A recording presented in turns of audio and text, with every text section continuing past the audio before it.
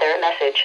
The National Weather Service in Cleveland has issued a severe thunderstorm warning for Portage County until 5:45 p.m. Eastern Daylight Time. At 4:45 p.m. Eastern Daylight Time, National Weather Service Doppler radar indicated a severe thunderstorm capable of producing quarter-size hail and damaging winds in excess of 60 miles per hour. This storm was located near Kent and moving east at 25 miles per hour. Locations impacted include Ravenna, Manaway, Garrettsville. This is a dangerous storm. Seek shelter inside now and stay away from windows. Please report hail and strong winds to the National Weather Service by calling toll-free 877-633-6772 when you can do so safely.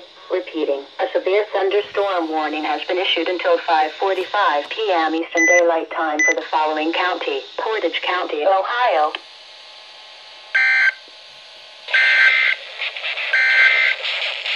The forecast for Cleveland is